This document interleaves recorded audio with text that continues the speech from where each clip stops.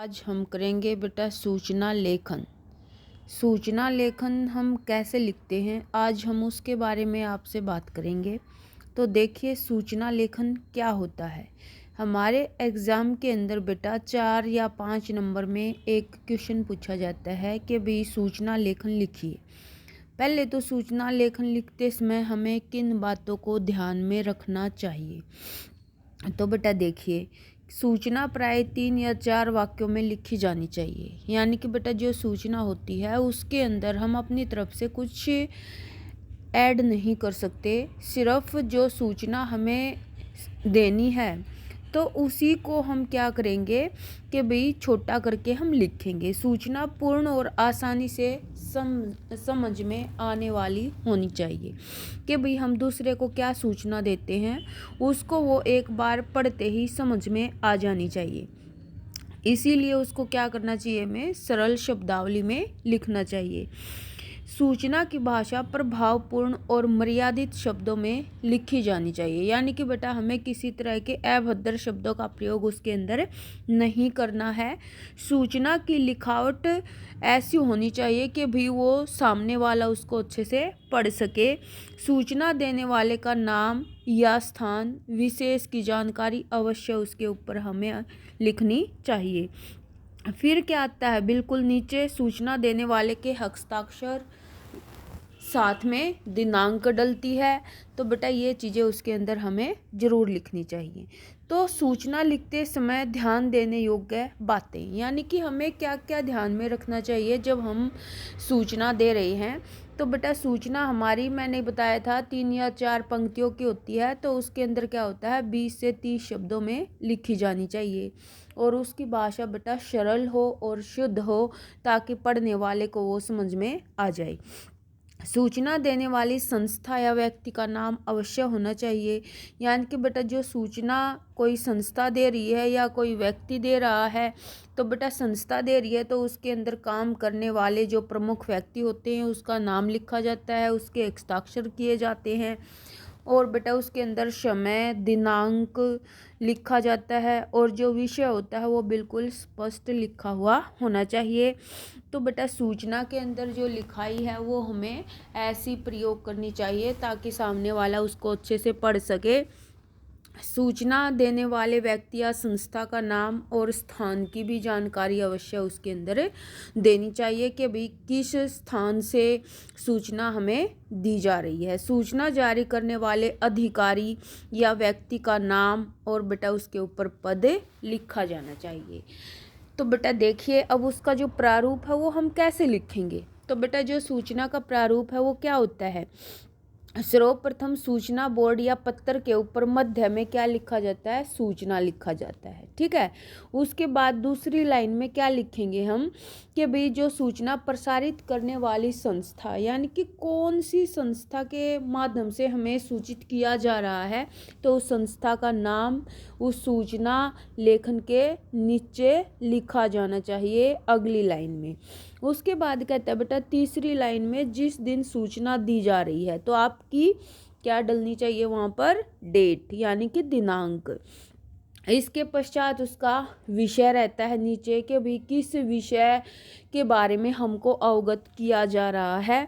तो बेटा उसके बाद आपका विषय आएगा और फिर विषय के बाद आपकी सूचना स्टार्ट हो जाएगी कि भाई क्या सूचना है, तो उस सूचना हमें लिखनी है। उसके बाद नीचे सूचना देने वाले का नाम और बेटा संस्था से है तो वो किस पद पे काम कर रहा है उस संस्था के अंदर, और उस व्यक्ति के हस्ताक्षर किए जाते हैं और किस स्थान से आपको सूचना दी जा रही है, साथ में वो स्थान भी लिखा जाता है।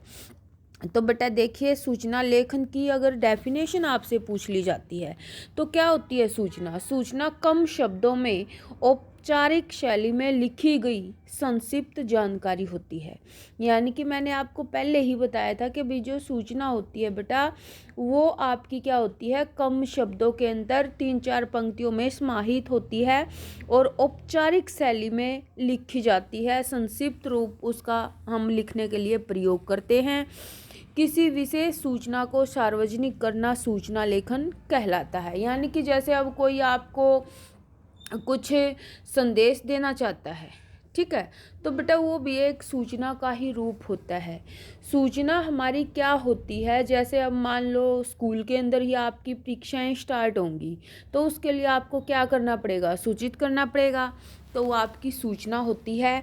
तो बेटा क्या है, दूसरे शब्दों में दिनांक और स्थान के साथ भविष्य में होने वाले कार्यक्रमों आदि के विषय में दी गई लिखित जानकारी क्या कहलाती है, सूचना कहलाती है। यानी कि जैसे हम आपको परीक्षा के बारे में सूचित करना चाहते हैं, तो बेटा आपकी परीक्षाएं कब स्टार्ट होंगी वो तो आपको देना ही है, साथ में हम कितने दिन पहले आपको सूचित कर रहे हैं वो डेट भी डलेगी उसके साथ, किस स्थान से आपको सूचना मिल रही है तो वो भी लिखा जाएगा।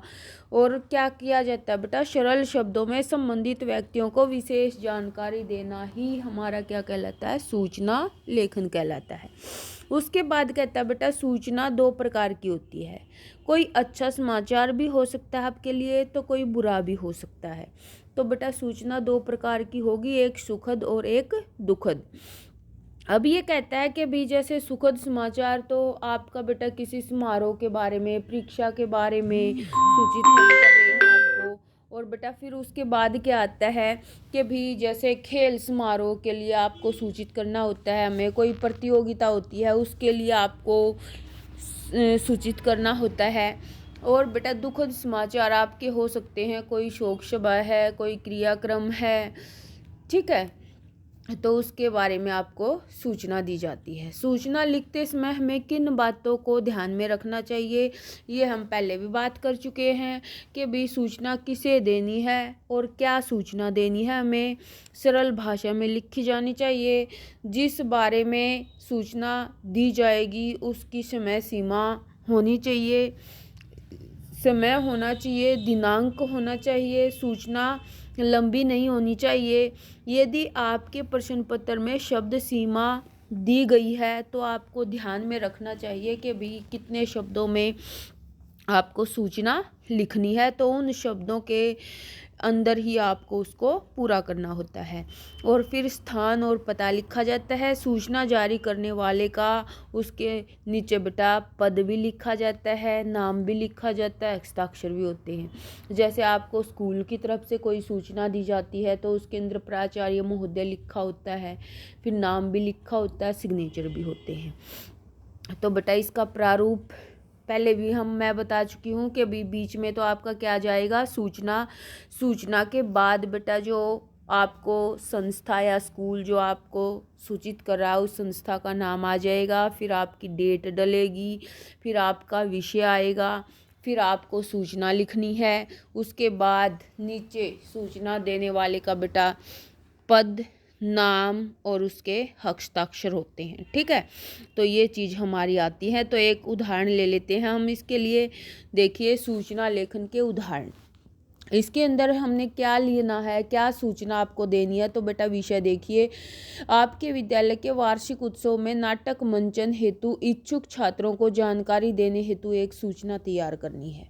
यानी कि बेटा आपका वार्षिक उत्सव हो रहा है और उसके अंदर क्या है, एक नाटक होने जा रहा है, तो उस नाटक के अंदर जो बच्चे इंटरेस्टेड होते हैं, इच्छुक होते हैं, तो बेटा उनको सूचना आपको देनी है। तो पहले सूचना लिखेंगे, फिर स्कूल का नाम आ जाएगा, कौन से स्कूल की तरफ से, फिर आपका आ जाएगा बेटा नाटक मंचन का आयोजन, फिर आपकी डेट आ जाएगी, फिर आपको सूचना बनानी है कि भी इस विद्यालय के सभी छात्रों को सूचित किया जाता है कि विद्यालय में क्या है, वार्षिक उत्सव में नाटक मंचन किया जाएगा। जो भी छात्र इसके अंदर भाग लेने का इच्छुक है वे 2 अगस्त यानी कि डेट टाइम पीरियड होता है कि भी उस टाइम पीरियड तक क्या है कि भी आप उसके अंदर अपने नाम दर्ज करा सकते हैं, ठीक है।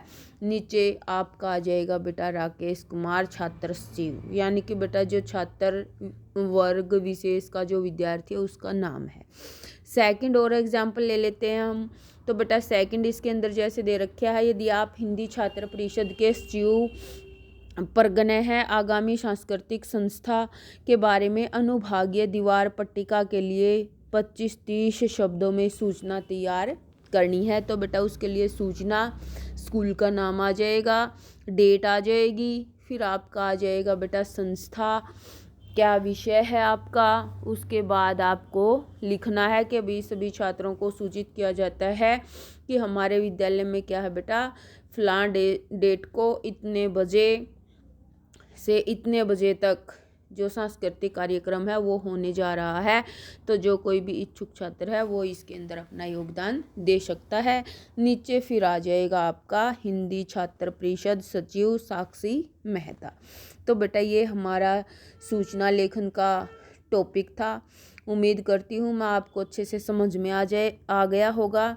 अगर बेटा समझ में आ गया हो तो वीडियो को लाइक करें, वीडियो पे बेटा कमेंट करें और शेयर करें और चैनल को सब्सक्राइब करना ना भूलें। तो बेटा धन्यवाद।